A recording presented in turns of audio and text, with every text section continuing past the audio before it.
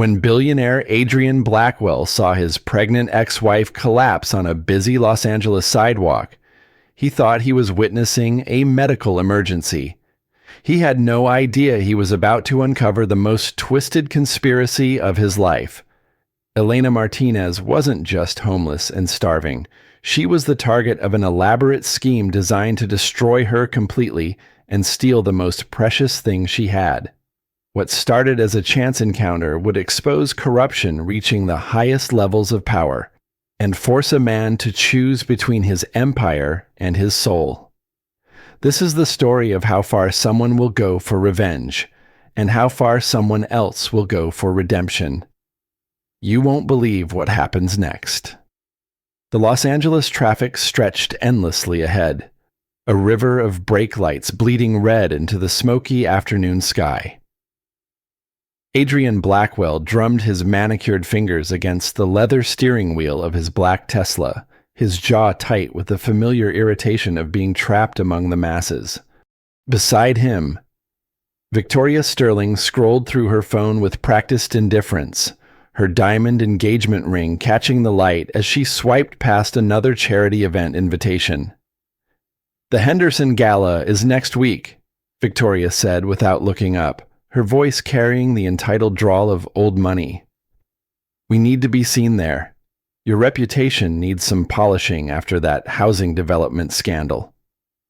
Adrian barely registered her words.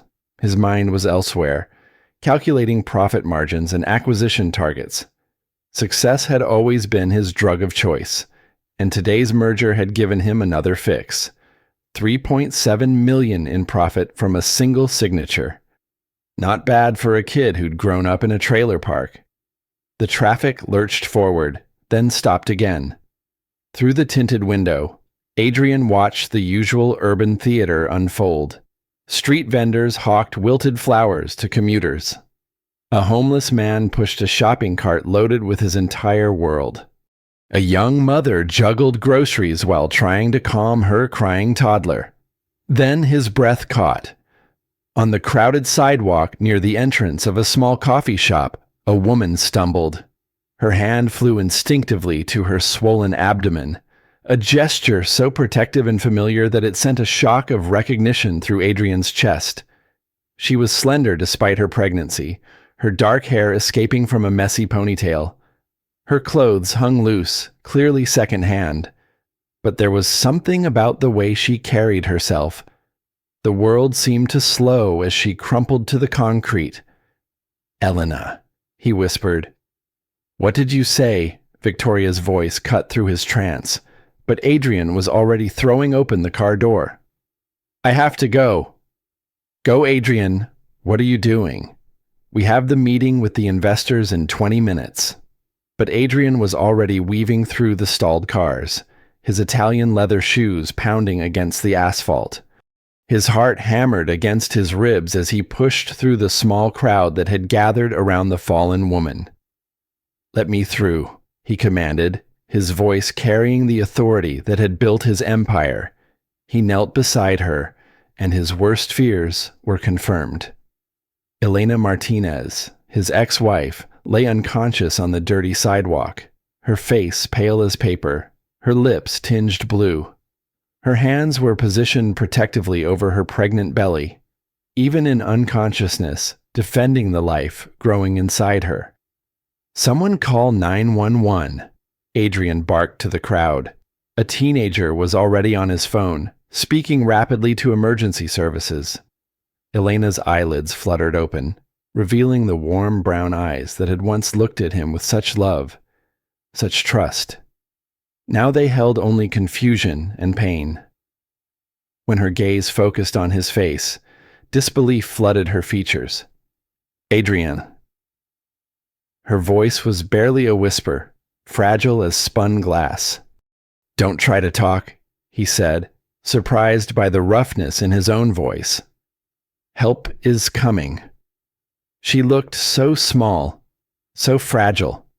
This wasn't the strong, determined woman who had worked double shifts as a nurse to put him through law school. This wasn't the Elena who had believed in his dreams when he had nothing but ambition and student debt. This was a shadow of that woman, worn down by circumstances he could only imagine. The sound of sirens grew louder, cutting through the traffic noise. Adrian carefully slipped his arms under Elena's frame, lifting her with the gentleness he'd once reserved for handling priceless artifacts. She weighed almost nothing, her body trembling against his chest. "The baby," she whispered, her voice thick with fear. "The baby will be fine," he promised, though he had no right to make such promises. "You're both going to be fine." As the paramedics took over, Adrian found himself following the ambulance to the hospital, his Tesla trailing the wailing siren like a shadow from his past. In his rearview mirror, he could see Victoria standing beside his abandoned car, her perfect composure finally cracked, her phone pressed to her ear as she undoubtedly tried to salvage their ruined meeting. But for the first time in years, Adrian didn't care about the money. The hospital emergency room smelled of antiseptic and desperation, a sharp contrast to the expensive cologne that still clung to Adrian's suit. He paced the waiting area like a caged animal, his usual composure shattered by the weight of seeing Elena so vulnerable, so broken. "Doctor..."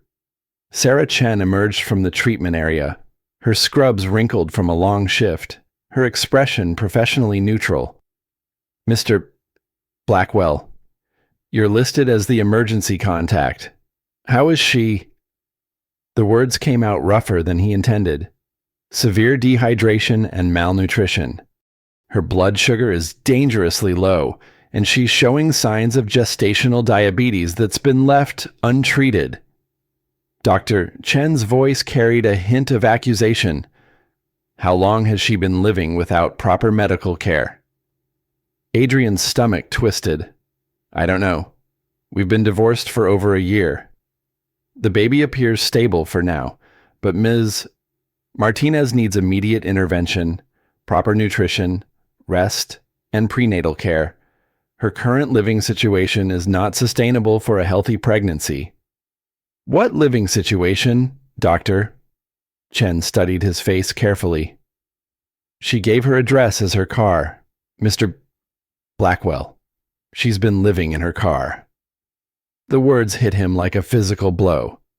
Elena, who had once shared his penthouse overlooking the city, was homeless. Pregnant and homeless. While he'd been building his empire, accumulating wealth beyond imagination, the woman who'd sacrificed everything for his success had been sleeping in her car. "Can I see her?" "She's awake, but weak. Room 212. Adrian found Elena propped up in the hospital bed, an IV line snaking into her arm. She looked even more fragile under the harsh fluorescent lights, her skin translucent, dark circles shadowing her eyes. When she saw him, her jaw tightened almost imperceptibly. "You don't have to stay," she said, her voice steady despite her condition. "I can handle this. Like you've been handling everything else." The words escaped before he could stop them, and he immediately regretted the harshness in his tone. Elena's eyes flashed with the fire he remembered. "Don't you dare judge me, Adrian. You have no idea what my life has been like since you decided I wasn't worth keeping around." The silence stretched between them, thick with unspoken history. Adrian remembered their last fight, the cold calculation with which he'd presented the divorce papers. He'd convinced himself it was logical, efficient. Elena deserved better than a man consumed by ambition. She'd be happier without him. Looking at her now, he realized how spectacularly wrong he'd been. "The baby," he said quietly. "Is it mine?" Elena's laugh was bitter. "Would it matter? You made it very clear you had no interest in family complications. Answer the question, Elena." She met his gaze steadily. "Yes, it's yours. Conceived during our last weekend together, before you served me with papers and married your ambition." The room spun slightly. He was going to be a father. Elena was carrying his child, and she'd been facing it alone, living in her car, working minimum wage jobs to survive. Why didn't you tell me? Because I knew exactly what you'd do. You'd write a check and consider your obligation fulfilled. You'd find a way to make it another business transaction. Her voice broke slightly. I've seen how you solve problems. Adrian, you throw money at them until they disappear. Before he could respond, the door opened. Victoria Sterling swept in like a thundercloud, her designer heels clicking against the linoleum floor. She'd changed from her afternoon outfit into something more camera-ready, clearly anticipating the media attention that followed wherever the Blackwell name went. "There you are," Victoria said, her voice honey-sweet, but her eyes cold as winter. "I've been worried sick." Elena's face went carefully blank, but Adrian caught the way her hands instinctively moved to protect her belly. "Victoria, this isn't the time." "Isn't it?" Victoria's smile never wavered as she took in Elena's appearance. "How fascinating to run into your ex-wife. And she's pregnant. How far along are you, dear?" 7 months, Elena said quietly. Victoria's eyes sharpened as she did the math. 7 months ago. Adrian had still been married to Elena. 7 months ago. Victoria had been planning their engagement party, believing she was marrying a free man. "Well," Victoria said, her voice still sickeningly sweet, "isn't this just perfect?" The temperature in the room seemed to drop 10 degrees, and Adrian realized that seeing Elena collapse on the sidewalk had been only the beginning of his problems. 3 days later. Elena sat in the modest apartment Adrian had arranged, staring at the hospital discharge papers spread across the small dining table. The 2-bedroom unit in a middle-class neighborhood was a palace compared to her car, but it felt like another kind of prison. The rent was paid for 6 months, the refrigerator stocked with healthy food, and a part-time nurse checked on her daily, all of it courtesy of Adrian's guilt money. She should be grateful. She was grateful. But gratitude felt dangerous when it came from the man who destroyed her life with the same cold efficiency he brought to his business deals. A knock at the door interrupted her brooding. Marcus Torres stood on her doorstep, his paramedic uniform rumpled from a long shift, his dark eyes warm with concern. Marcus had been her best friend since nursing school, the one person who'd stayed loyal through the divorce and its aftermath. "How are you holding up?" he asked, settling into the chair across from her. "Like I'm living in a fairy tale that could disappear at any moment." Marcus studied her face carefully. "You don't trust this. Him paying for everything. Would you Adrian doesn't do anything without calculating the return on investment? I just can't figure out what he thinks he's buying. Maybe he's buying peace of mind. Maybe seeing you like that shook him up." Elena touched her belly absently, feeling the baby's restless movements. "Or maybe he's buying control, making sure I'm dependent on him again." Her phone buzzed with a text message, the prenatal appointment reminder she'd set, tomorrow at 2 p.m., and Adrian had insisted on coming. She'd tried to refuse, but he'd pointed out that his insurance was covering the costs, so he had a right to be informed about his child's health. Everything came back to money and control with him. "There's something else," Marcus said, his voice careful. "I've been asking around about your husband, ex-husband. Some of the guys at the station have worked events at his buildings. Word is, he's not as clean as his public image suggests." Elena looked up sharply. "What do you mean? Nothing concrete. Just whispers about money moving in ways that don't quite add up. Shell companies, overseas accounts, the kind of thing that makes cops take notice." "Are you saying he's involved in something illegal?" I'm saying maybe the golden boy isn't as golden as everyone thinks. Before Elena could respond, her phone rang. Adrian's name appeared on the screen, and her stomach tightened reflexively. Elena. His voice was warm, concerned. The voice he'd used when they were happy, before success had turned him into someone she didn't recognize. How are you feeling today? Fine. Better. Good. I was thinking about tomorrow's appointment. Would you like me to pick you up? I could drive you there. The offer sounded innocent enough, but Elena heard the underlying assumption that she needed him, that she couldn't manage on her own. I can get there myself. I know you can. I just thought it might be easier, more comfortable. There it was again, the careful manipulation disguised as consideration, making her seem unreasonable for wanting independence. All right, she said finally, but I'm driving myself home. Of course. Whatever makes you comfortable. After she hung up, Marcus shook his head. He's good, I'll give him that. Makes it sound like he's doing you a favor while making sure you feel guilty for not being more grateful. He wasn't always like this, Elena said softly. When we met, he was different.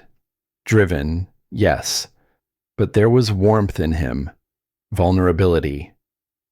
Maybe that person is still in there somewhere, or maybe I just imagined him because I needed to believe in something. That night, Elena lay awake feeling the baby move inside her, wondering if she was making a terrible mistake by letting Adrian back into her life. But every time she thought about cutting ties completely, she remembered her bank account balance, the reality of raising a child alone with no safety net. She hated that she needed him, and she suspected that was exactly how he wanted it. The next morning brought unexpected visitors.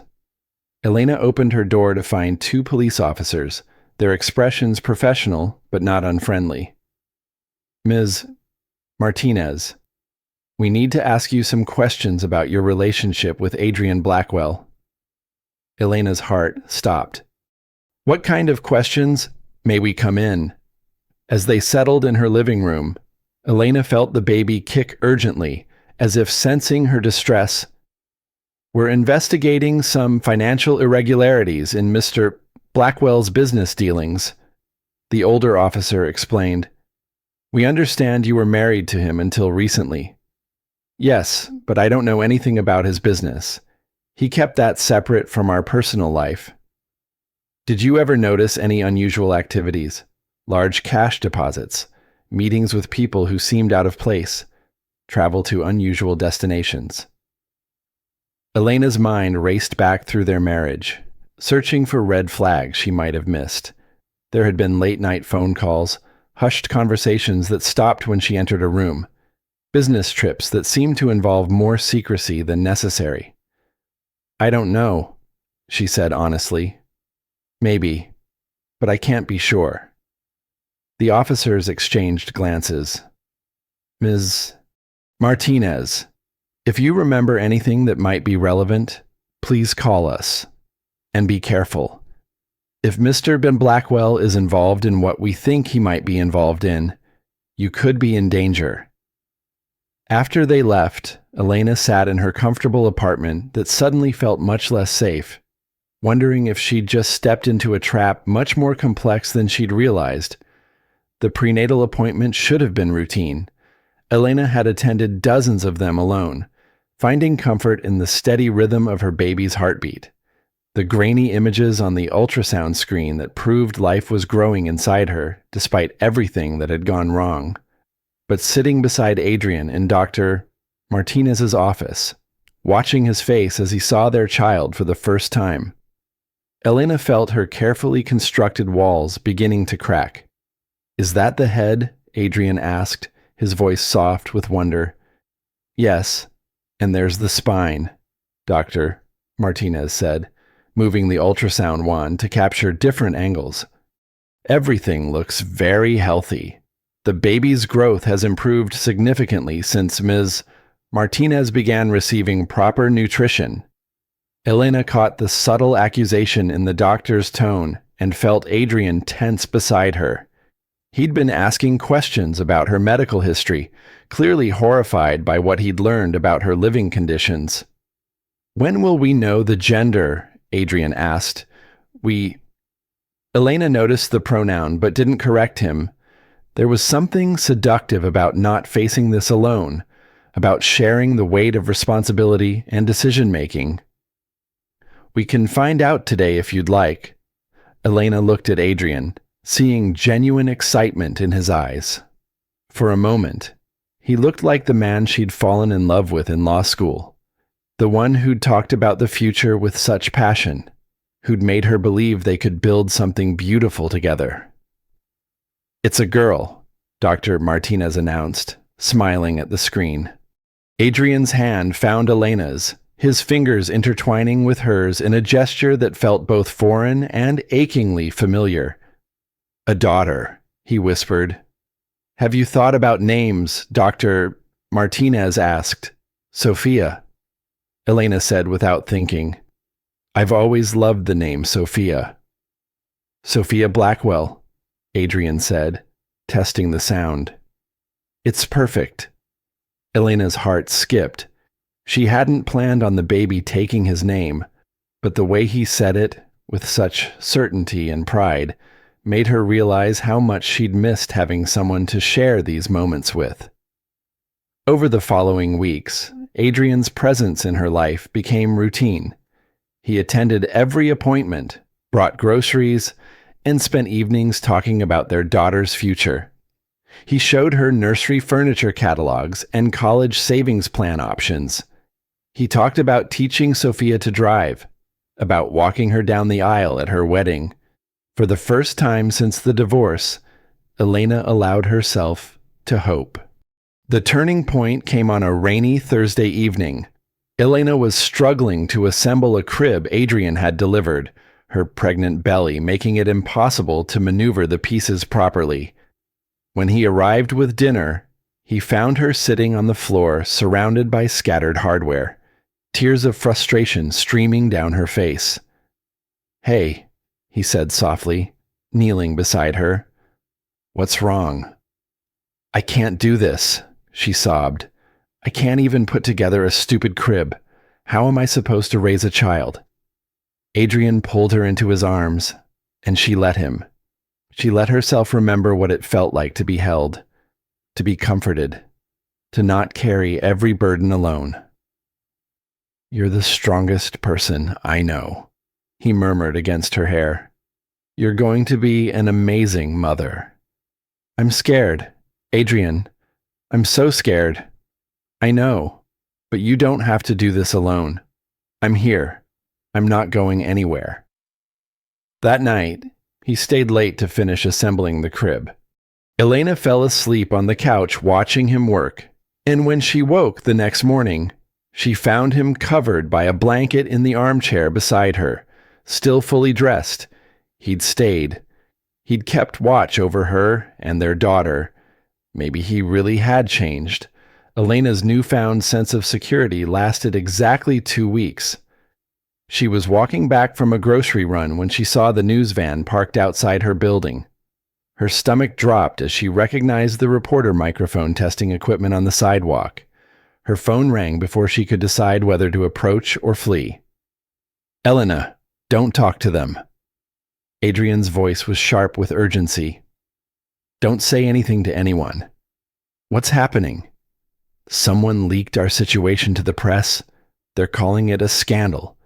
The pregnant ex-wife, the new fiancé, the millionaire, caught between 2 women." Elena's blood ran cold. Victoria. Probably. She's been furious since she found out about the baby. "Elena, I need you to pack a bag and come stay at my place, just until this blows over." "No." The word came out harder than she intended. "I'm not running back to you because you can't control your fiancé. This isn't about us. This is about protecting Sophia." Elena ended the call and approached her building through the back entrance, avoiding the reporters. But as she climbed the stairs to her apartment, she could hear her phone buzzing incessantly with calls from unknown numbers. The safety she'd begun to feel evaporated like morning mist. That evening, Marcus appeared at her door with takeout and grim news. "It's worse than just tabloid gossip," he said, showing her his phone. "Someone's been digging into your background. There are photos of you from when you were homeless. Stories about you being fired from your last job." Elena's hands shook as she scrolled through the articles. Every humiliation, every moment of desperation, laid bare for public consumption.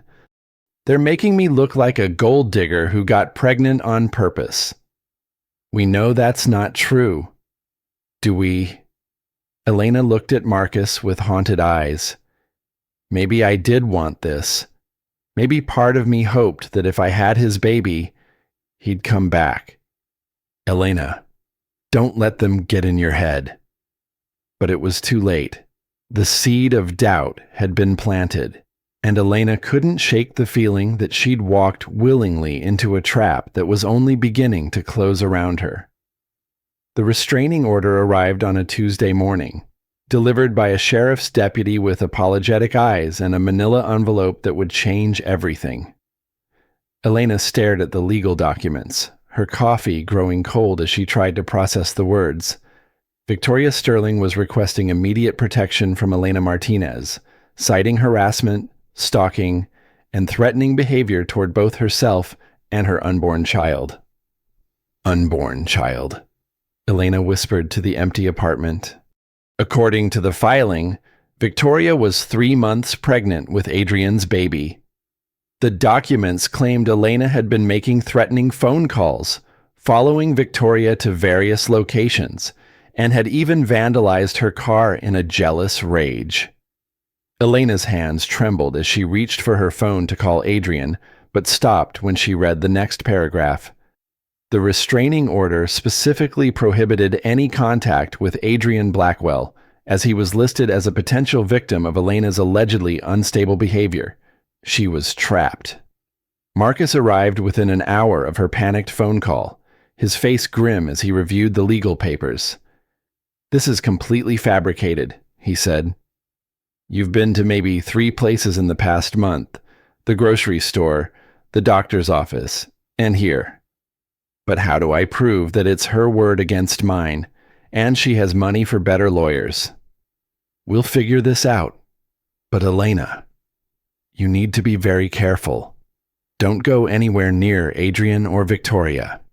Don't call, don't text, don't even drive by places where they might be." Elena nodded, but her mind was racing. If Victoria was really pregnant, then Adrian had been lying to her for weeks. All those tender moments, all his promises about being there for their daughter, had been elaborate deceptions. The hearing was scheduled for the following Friday, Judge Patricia Wells presiding. Elena spent the week in a haze of legal consultations and mounting dread. Her court-appointed attorney, a tired-looking man named Robert Chen, seemed overwhelmed by the case's complexity and his opponent's resources.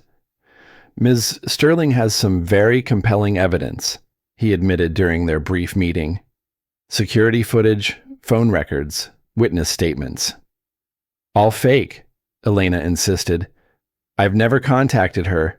I've never been to any of the places she claims." "The footage looks authentic, and the witnesses seem credible." Elena felt like she was drowning in quicksand, every movement only making her sink deeper. The night before the hearing, she barely slept. Sophia seemed to sense her distress, moving restlessly inside her womb. Elena placed her hands on her belly and whispered promises she wasn't sure she could keep. "Whatever happens, baby girl, I'll protect you. I won't let them take you away from me." The courthouse was a maze of marble and mahogany, designed to intimidate. Elena sat beside her attorney, watching Victoria enter with a team of lawyers that probably cost more than Elena's annual income. Victoria looked radiant in a pale blue dress that showed the subtle curve of her allegedly pregnant belly. Judge Wells was a stern woman in her 50s, her gray hair pulled back severely, her dark eyes unforgiving. She reviewed the case files with practiced efficiency before calling the hearing to order. Ms. Sterling, please present your evidence. What followed was a masterclass in character assassination. Victoria's lawyers presented security footage showing a woman who looked remarkably like Elena vandalizing a white BMW. Phone records showing dozens of calls from Elena's number to Victoria's private line. Witness testimony from restaurant employees who claimed Elena had confronted Victoria at various upscale establishments. Elena watched in growing horror as her life was rewritten by experts in manipulation. The woman in the security footage moved like her, had her general build, even seemed to have her hair color. But Elena knew with absolute certainty that it wasn't her. Your Honor, Victoria said when called to testify, her voice trembling with what seemed like genuine fear. I've tried to be understanding about Ms. Martinez's situation. I know this pregnancy must be difficult for her, especially given her financial circumstances. But her behavior has become increasingly erratic and threatening. Can you describe specific incidents? She's called my phone 37 times in the past month, sometimes screaming accusations, sometimes just breathing heavily. She followed me to my doctor's appointment last Tuesday and confronted me in the parking lot. She said I was trying to steal her life, that I didn't deserve to carry Adrian's child. Elena wanted to scream that she'd been home last Tuesday, that she'd never even had Victoria's phone number. But her attorney placed a restraining hand on her arm. And the vandalism incident.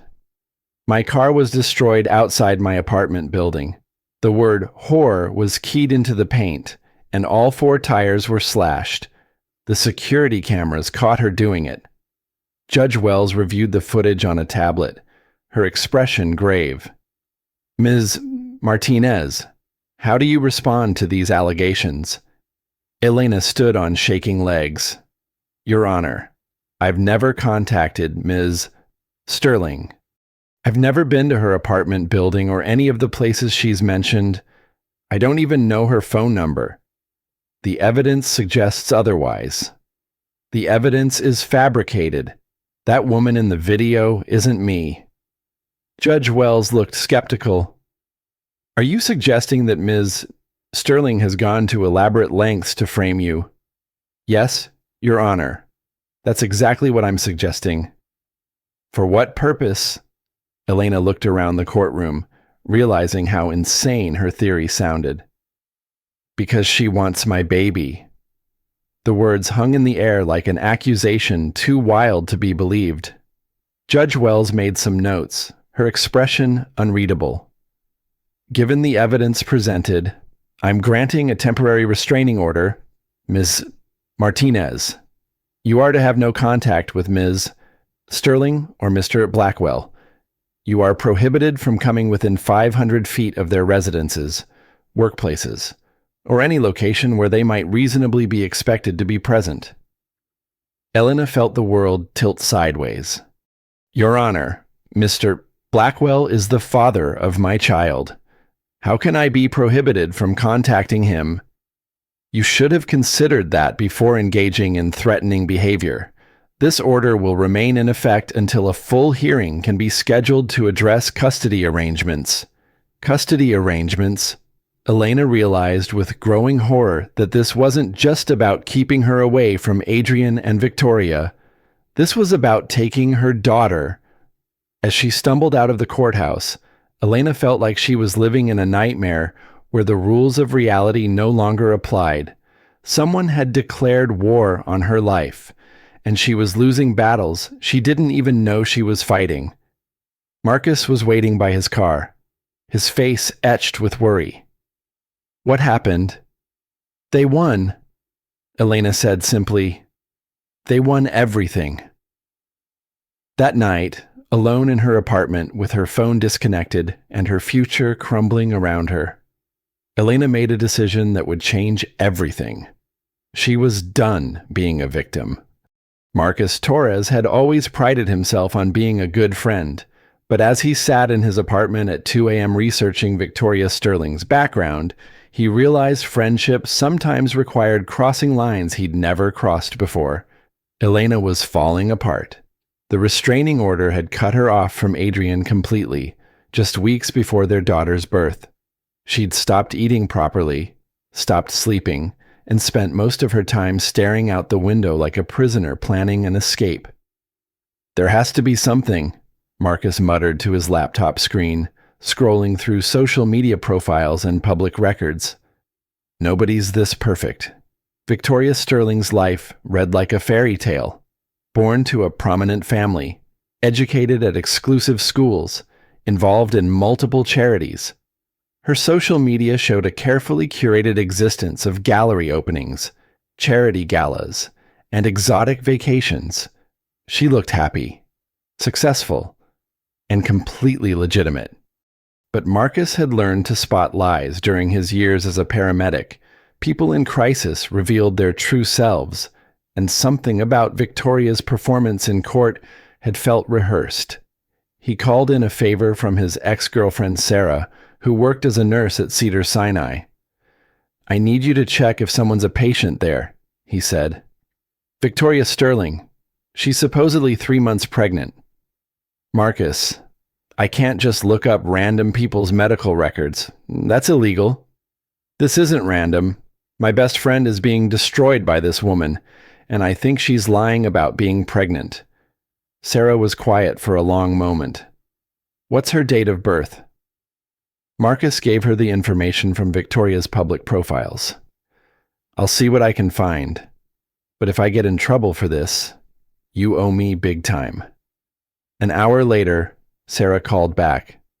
"There's no Victoria Sterling in our obstetric system. Never has been." "Are you sure?" "Positive." "And Marcus, I called 2 friends at other major hospitals. Same story. If she's pregnant, she's not getting prenatal care anywhere legitimate." Marcus felt a surge of excitement, the first crack in Victoria's perfect facade. He spent the next week following a trail that led through shell companies and offshore accounts. Victoria Sterling wasn't just a socialite. She was connected to people who moved money in very creative ways. Her charity work was a front for tax shelters. Her family's wealth came from sources that didn't bear close scrutiny. Most importantly, Victoria's social media showed her drinking wine at a gallery opening just 2 weeks ago. Not exactly typical behavior for a pregnant woman. The breakthrough came when Marcus remembered Elena mentioning that Adrian sometimes worked late at a construction site downtown. If Marcus happened to be in the area, and if he happened to see Adrian alone, and if they happened to have a conversation, that wouldn't be Elena contacting him through an intermediary. He found Adrian's Tesla parked outside a half-finished office building at 10 p.m. on a Thursday. Adrian was standing on the 20th floor, looking out at the city lights through the unfinished windows. "Mr. Blackwell." Adrian turned, his expression guarded. "You're Elena's friend, the paramedic?" "Marcus Torres, we need to talk." "I can't. The restraining order doesn't apply to me." Marcus stepped closer, noting the exhaustion in Adrian's eyes, the stubble that suggested he'd been working too hard and sleeping too little. "Elena didn't send me. This is my own investigation. Investigation into what? Your fiancé's lies." Adrian's face hardened. "Be very careful what you accuse people of. Victoria isn't pregnant." The words hit Adrian like a physical blow. He sank into a chair, his composure finally cracking. "That's impossible. I've seen the ultrasounds.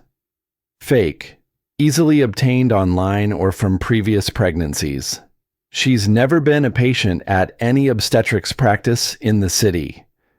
The morning sickness, the mood swings. Easy to fake if you're motivated enough. And she's been seen drinking alcohol in public as recently as 2 weeks ago." Marcus watched the information sink in, saw the moment when Adrian's carefully constructed world began to collapse.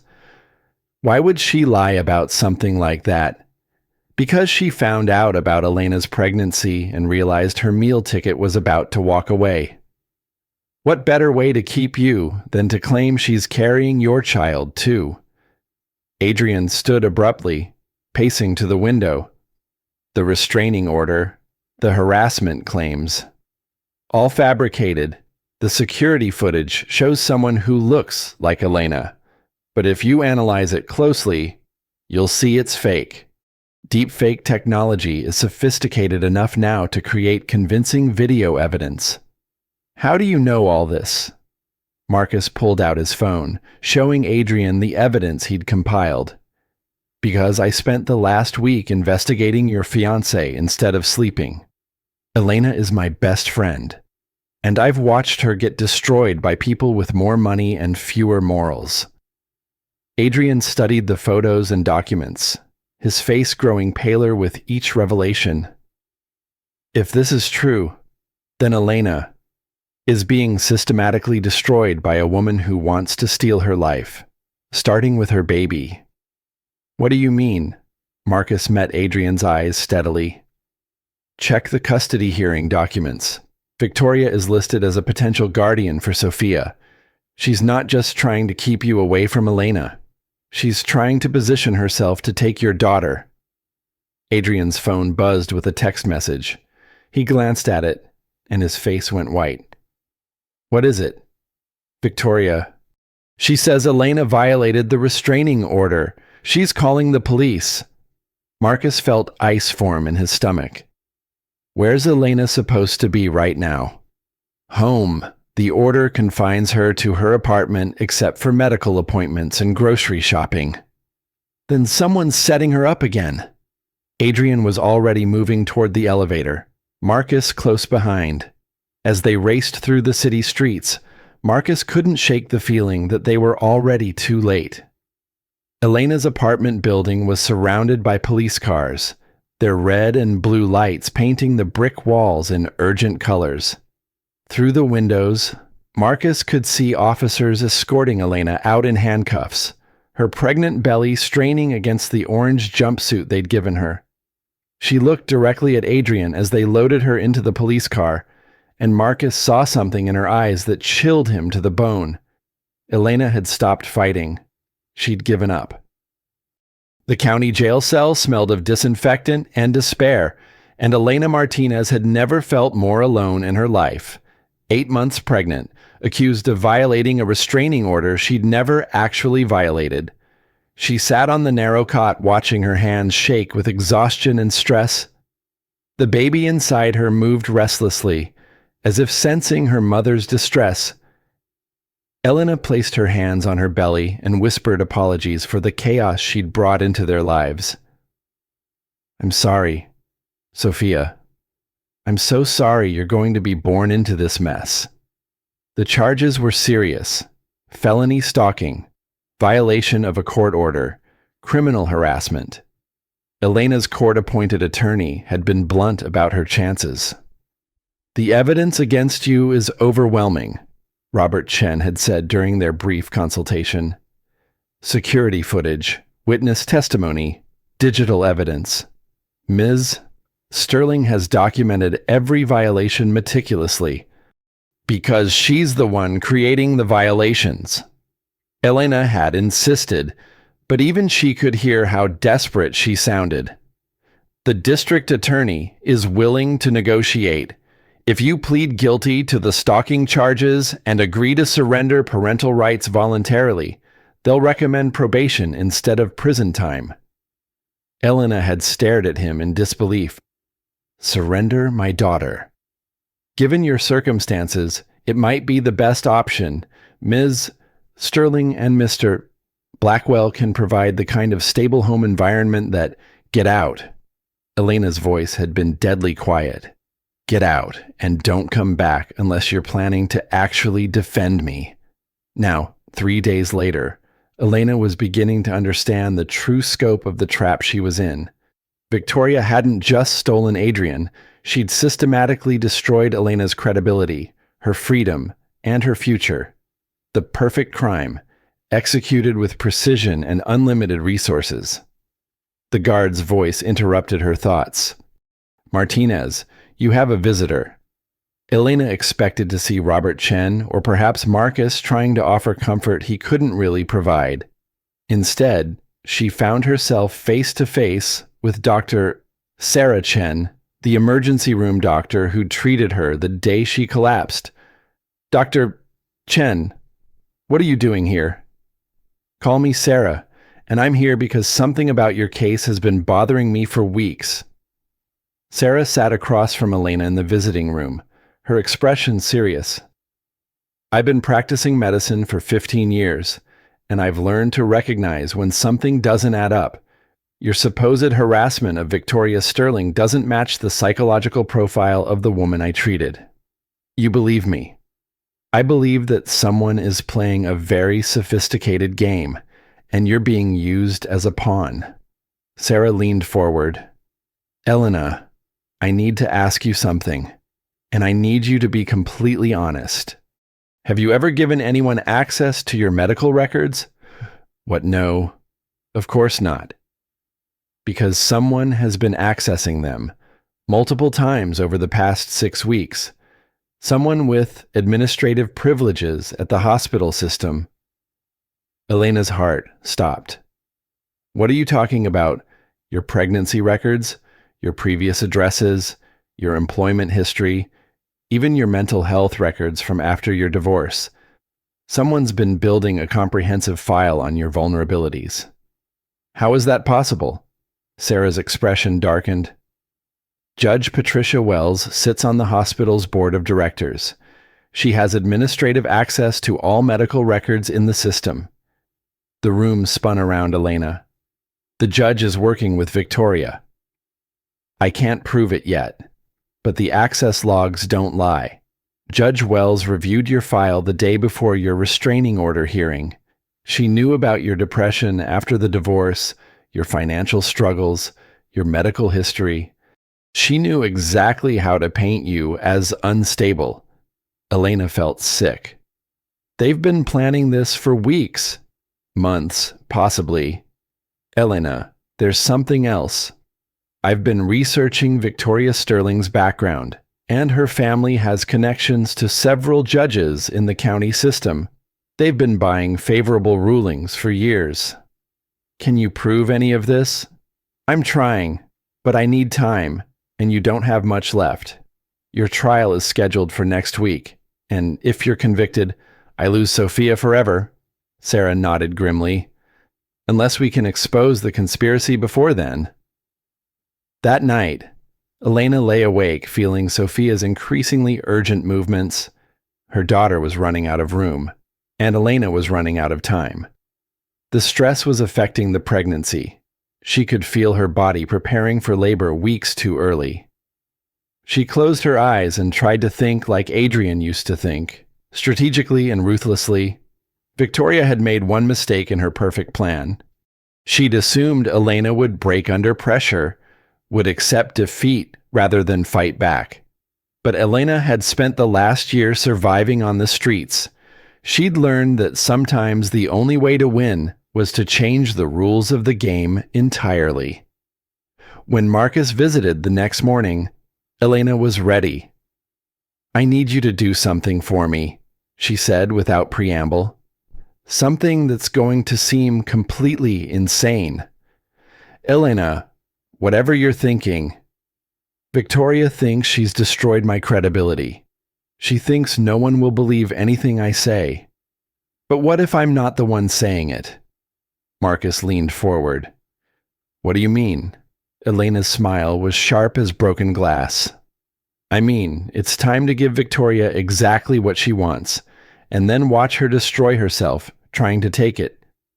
I don't understand. You will. But first, I need you to find Adrian, and I need you to tell him something that's going to change everything he thinks he knows about the woman he's planning to marry. Marcus looked skeptical, but Elena could see the hope beginning to kindle in his eyes. After days of watching his best friend accept defeat, he was ready to fight back. "What do you want me to tell him?" Elena's voice was steady as steel. "Tell him I know about the money laundering. Tell him I have evidence of his offshore accounts, his shell companies, everything. Tell him I'm willing to trade information about his criminal activities for my freedom." "Elena, that's blackmail." "No," Elena said quietly. "That's war." Adrian Blackwell stood in his penthouse office at midnight, staring at financial documents that painted a picture of systematic fraud spanning 5 years. Marcus Torres had delivered Elena's message 12 hours ago, and Adrian hadn't stopped moving since. The money laundering accusations weren't blackmail. They were accurate. His construction company had been washing money for Victoria's family since shortly after their engagement. What had started as a few suspicious contracts had evolved into a complex network of shell companies and offshore accounts. Victoria had presented it as tax optimization, legal maneuvering that every successful businessman used. Now, studying the evidence Elena claimed to possess, Adrian realized how completely he'd been manipulated. Sir Dmitri, his assistant, knocked softly on the office door. "Ms. Sterling is here." Victoria entered like she owned the building, which, Adrian realized with growing clarity, she essentially did. Her family's money had financed half his recent acquisitions. "Darling, you look terrible," she said, noting his rumpled clothes and unshaven face. "You need to get some sleep before the trial tomorrow." "Tell me about the money, Victoria." Her smile didn't waver, but something shifted in her eyes. "What money?" "The contracts with Meridian Holdings, the payments to Caribbean Development Corp., the numbered accounts in the Cayman Islands. Those are legitimate business expenses." "No, they're not." Adrian spread the documents across his desk. "They're money laundering. My company has been washing dirty money for your family, and I've been too blinded by ambition to see it." Victoria's mask finally slipped. The sweet socialite disappeared, replaced by someone much colder and more calculating. "Oh, Adrian, you knew exactly what those contracts were. You just didn't care because they were making you rich? I was an idiot, but I wasn't a criminal. Not intentionally. The FBI won't see it that way. Your signature is on every document. Your company processed every payment. If this comes to light, you'll spend the next 20 years in federal prison." Adrian felt the trap closing around him, understanding finally how Elena must have felt facing impossible odds with no good options. "What do you want?" "What I've always wanted. You, me, and our daughter, living the life we've planned." Our daughter, Victoria's hand moved to her still flat stomach. "Sophia will be ours. Adrian, Elena is going to prison, and we'll adopt the baby. A fresh start for all of us." The casual way she discussed stealing his child sent ice through Adrian's veins. "You're not pregnant." "No, but I will be soon, once Elena's out of the picture, permanently." "And if I refuse to go along with this," Victoria's smile was sharp as a blade, "then I'll make sure the FBI receives a comprehensive file documenting your criminal activities. I'll play the horrified fiancé who discovered her lover's crimes. You'll be destroyed, and I'll still get the baby." Adrian stared at the woman he'd planned to marry, seeing her clearly for the first time. "You orchestrated all of this? The restraining order, the harassment charges, even finding Elena on the street that day." "I didn't orchestrate your ex-wife's homelessness, darling. I just took advantage of it. Although I did make sure she lost her last few jobs. Amazing how quickly employers fire nurses when they receive anonymous tips about drug use. You've been destroying her life for months. I've been protecting our future, Elena was a threat that needed to be neutralized. Adrian felt sick. She's carrying my child. She's carrying our child. Sophia will never know Elena existed. She'll grow up believing I'm her mother, in a stable home with parents who can provide for her properly. The cold calculation in Victoria's voice was more terrifying than any threat. She'd systematically destroyed an innocent woman's life and felt no remorse whatsoever. I won't let you do this. You don't have a choice. The trial is tomorrow, and Elena will be convicted. The evidence is overwhelming because I made sure it was overwhelming. Victoria gathered her purse, preparing to leave. Get some sleep, darling. Tomorrow we start our new life together. After she left, Adrian sat alone in his office, surrounded by evidence of his own corruption and Elena's innocence. He thought about the woman who'd worked double shifts to put him through law school, who'd believed in his dreams when he had nothing but ambition and student debt.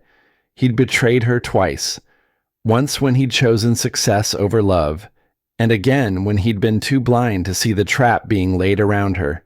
But Elena had given him one last gift, a way to expose the truth, even if it meant destroying himself in the process. Adrian picked up his phone and dialed a number he hadn't called in months. Marcus, it's Adrian. I need you to tell Elena something. Tell her I have the evidence she needs, and I'm ready to use it. What's the catch? Adrian looked around his penthouse office, at the empire he'd built on lies and compromises. The catch is that exposing Victoria means exposing myself. I'll lose everything. And you're willing to do that? Adrian thought about Elena sitting in a jail cell, about his daughter growing up believing a lie, about the man he'd become versus the man he'd wanted to be. For Sophia, for Elena, yes, I'm willing to lose everything. The next morning, as Elena was transported to the courthouse for her trial, she had no idea that the man who'd broken her heart was about to sacrifice his empire to save her life. But she was about to find out that sometimes redemption comes at a price so high that only love can afford to pay it. The war Victoria Sterling had started was about to reach its conclusion, and the victor would be determined not by money or power, but by who was willing to risk everything for the people they loved. The courthouse was packed with reporters and curious onlookers, drawn by the drama of a pregnant woman accused of stalking a millionaire's fiancé. Elena sat beside her court-appointed attorney, her hands cuffed and her orange jumpsuit straining across her 8-month belly. She felt Sophia moving restlessly inside her, as if the baby sensed the tension in the room. Elena whispered silent apologies to her daughter for the circus surrounding her birth. All rise for the Honorable Judge Patricia Wells. Elena stood with difficulty, her pregnancy making every movement awkward. Judge Wells entered with her usual stern expression, but Elena noticed something different in her demeanor, a tension that hadn't been there during the restraining order hearing. Be seated. We'll begin with opening statements. The prosecutor, a sharp-faced woman named Jennifer Hayes, painted Elena as a dangerous stalker whose obsession with her ex-husband had escalated to criminal behavior. She presented the security footage, the witness testimony, the phone records, all the evidence that had seemed so compelling during the previous hearings. Elena's attorney gave a half-hearted defense, clearly overwhelmed by the mountain of evidence against his client. Then something unexpected happened. Your Honor, a voice called from the back of the courtroom. I have new evidence relevant to this case. Elena turned to see Adrian walking down the aisle, carrying a briefcase and looking like he hadn't slept in days. Behind him walked Marcus, Dr. Sarah Chen, and a woman Elena didn't recognize. Judge Wells frowned. Mr. Blackwell, you're not scheduled to testify today. Your Honor, I have evidence that Ms. Martinez is being framed, evidence that changes everything about this case. The prosecutor objected loudly, but Judge Wells seemed frozen, her face pale as she stared at Adrian. "Approach the bench," she said finally. Elena watched as Adrian and the attorneys huddled with Judge Wells, their voices too low to hear. She could see the judge's expression growing more alarmed with each passing minute. "Your Honor," Adrian said, returning to the center of the courtroom, "I request permission to address the court directly." "Mr. Blackwell, that's highly irregular. Given that my testimony will expose a conspiracy involving multiple felonies, including judicial corruption, I think irregular circumstances call for irregular procedures." A murmur rippled through the courtroom. Judge Wells looked trapped, clearly wanting to deny the request, but unable to do so without raising suspicions. "Proceed, but keep it brief." Adrian turned to face the courtroom, his eyes finding Elena's for a moment before addressing the crowd. "My name is Adrian Blackwell, and I'm here to confess to multiple crimes: money laundering, tax fraud, and conspiracy to obstruct justice. I'm also here to expose the real criminal in this courtroom." He opened his briefcase and pulled out stacks of documents. "For the past 18 months, my company has been used to launder money for the Sterling family syndicate. Victoria Sterling orchestrated this operation using our engagement as cover for criminal activities." Victoria, sitting in the front row, went white as paper. But when Victoria discovered that my ex-wife was pregnant with my child, she saw Elena as a threat to her control over my finances. So she launched a systematic campaign to destroy Elena's life. Adrian presented bank records showing payments to the witnesses who testified against Elena. He showed technical analysis proving the security footage had been digitally manipulated. He revealed that Victoria had never been pregnant, producing medical records and the testimony of Dr. Chen.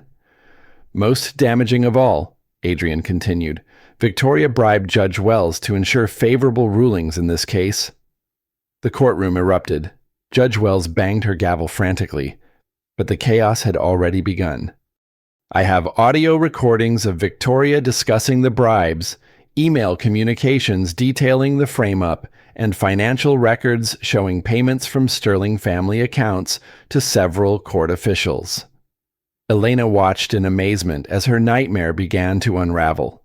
The woman who destroyed her life was being exposed as a criminal mastermind, and the man who'd broken her heart was sacrificing everything to save her.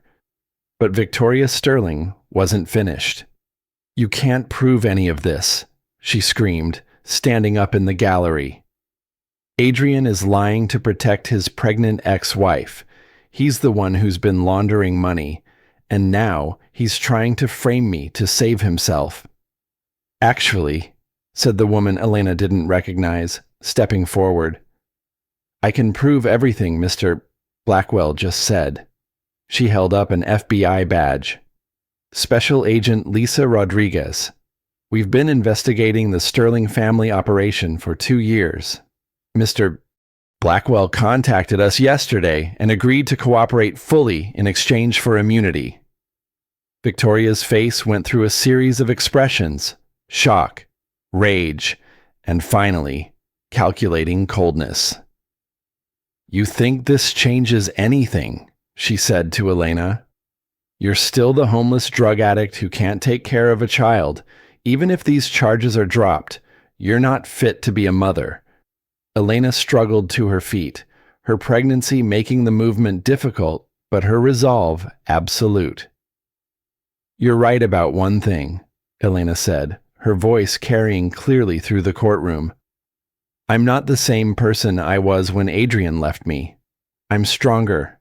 I'm a survivor. And I'm going to be the mother my daughter deserves, with or without anyone's help." She looked directly at Adrian. "I don't need you to save me anymore. I just needed you to tell the truth." Judge Wells, realizing her own criminal exposure, tried to maintain control. "All charges against Ms. Martinez are hereby dismissed. This court is adjourned pending further investigation." But Elena wasn't listening to the judge anymore. She was focused on the sudden, overwhelming pressure in her abdomen and the warm fluid running down her legs. "Marcus," she called weakly, "I think Sophia's ready to meet the world."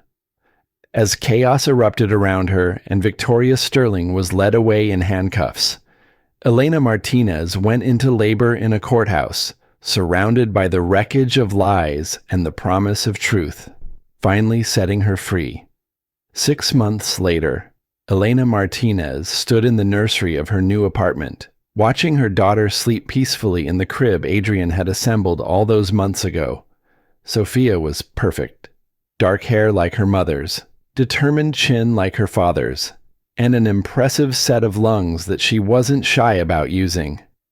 The apartment was modest but comfortable, paid for not by Adrian's guilt money, but by Elena's own earnings.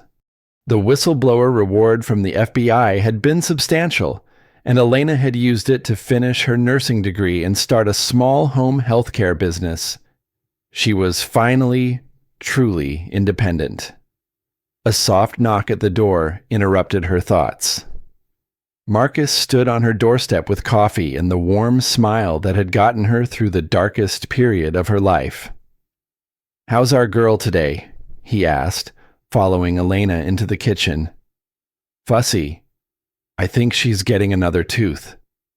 Marcus had been Sophia's honorary uncle since the day she was born, stepping into the role of family that Elena had thought she'd lost forever.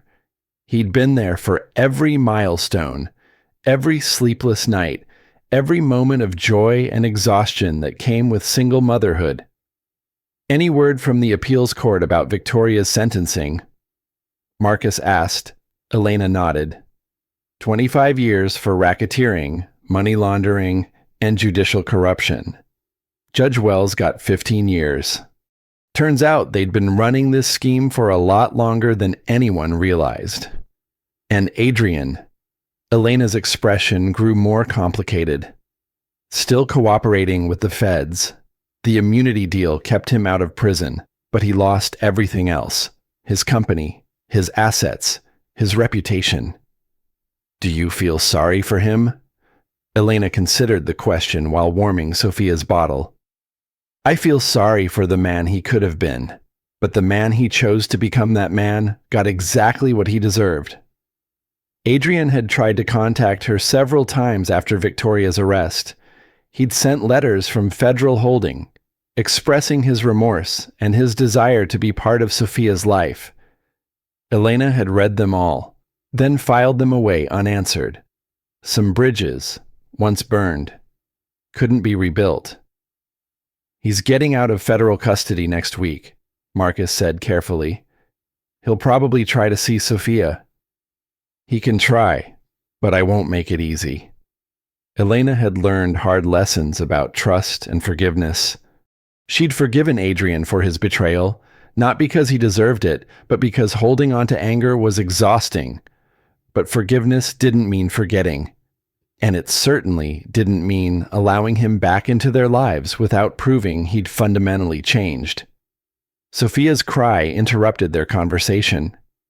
Elena retrieved her daughter from the nursery, marveling as she always did at the fierce love that filled her chest whenever she held this small person who depended on her completely. "There's my beautiful girl," Elena murmured, settling into the rocking chair to feed her daughter. As Sophia drank her bottle, Elena reflected on the journey that had brought them to this moment. The collapse on the sidewalk that had seemed like the end of everything had actually been the beginning of the most important chapter of her life. She'd learned that she was stronger than she'd ever imagined, that she could survive homelessness and betrayal and systematic destruction of her life and still find the strength to build something better from the ashes.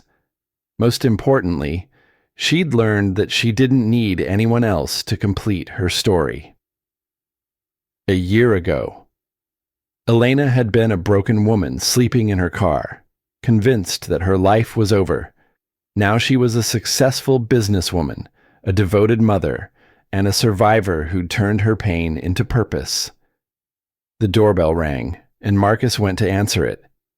Elena could hear voices in the hallway, including one that made her stomach tighten with familiar tension. Adrian appeared in the nursery doorway, looking nothing like the polished millionaire she'd once known. His expensive suits had been replaced by jeans and a simple shirt.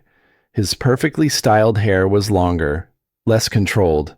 He looked older, humbler, and somehow more real.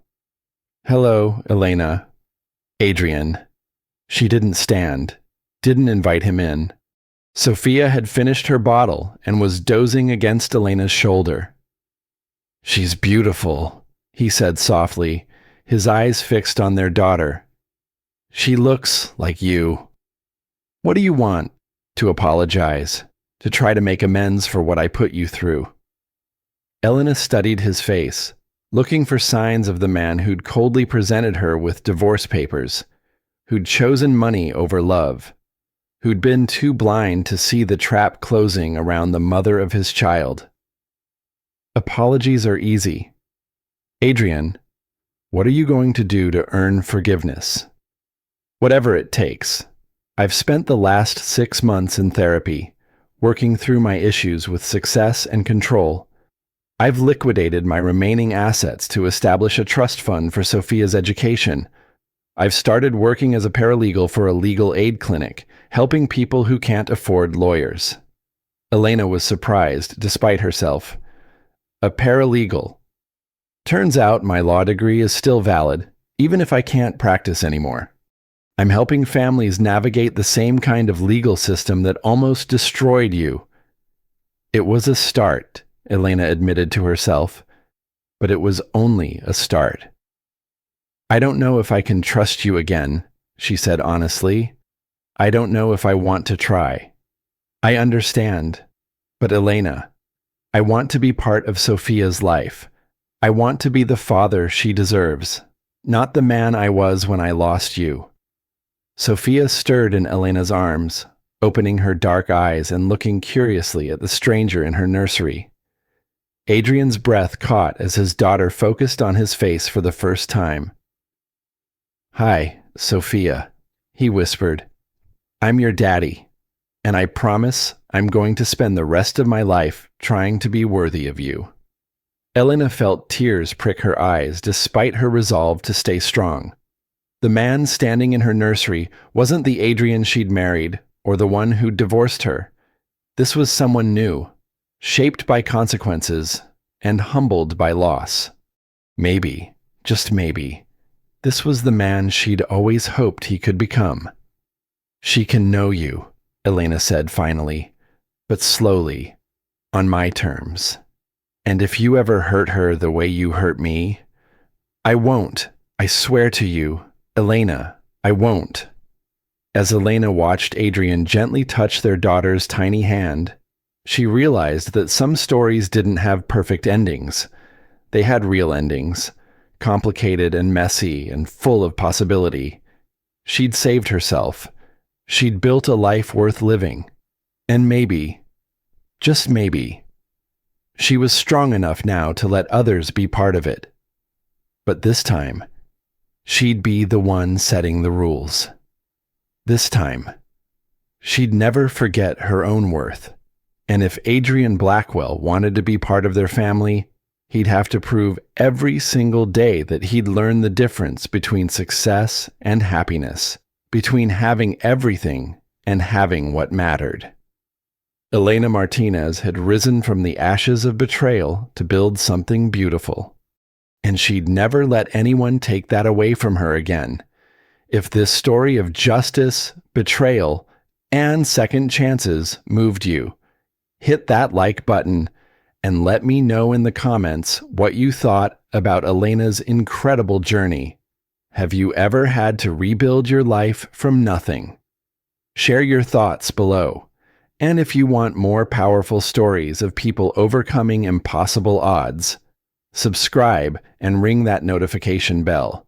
Because every week, I bring you true tales of human resilience that will restore your faith in justice.